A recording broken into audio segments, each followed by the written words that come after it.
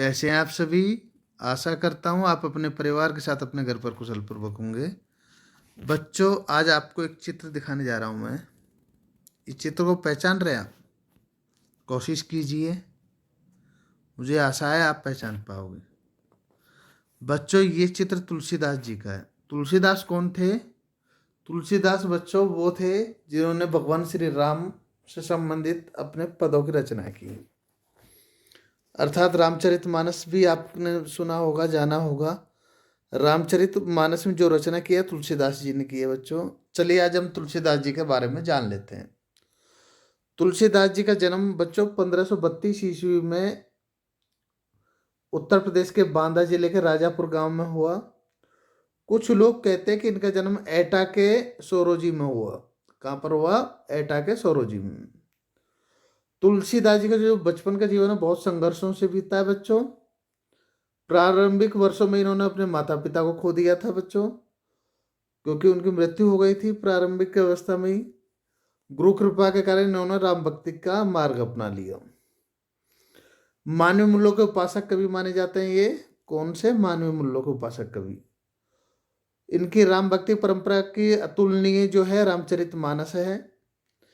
कवि की अन्य राम भक्ति और उसकी सृजनात्मक कौशल का इसमें मनोरम चित्रण किया गया है। इसमें रामचरितमानस में बच्चों मर्यादा का, किसका? मर्यादा का, आदर्शों का प्रतीक बताया जाता है। इसमें मर्यादा का तो है और आदर्शों का भी है। प्रतीक के माध्यम से तुलसी की नीति, स्नेह, शील, विनय, त्याग जैसे उदात्त आदर्शों को प्रतीक किया गया है।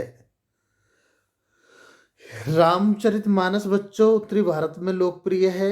उत्तरी भारत का क्षेत्र कौन सा आता है? उत्तर प्रदेश, मध्य प्रदेश, उत्तर प्रदेश, मध्य प्रदेश, राजस्थान, हरियाणा, पंजाब और कुछ क्षेत्र जम्मू का। ठीक है बच्चों। इसकी भाषा जो रामचरितमानस की जो भाषा है वो आगे पढ़ेंगे, हालांकि है अवधि। चलिए, मानक के अलावा कवितावली, गीतावली, दोहावली, कृष्ण गीतावली, विनय पत्रिका इनकी प्रमुख रचना है बच्चों। इनकी जो भाषा है बच्चों, उसकी रचना अधिकतर अवधी और ब्रज भाषा है।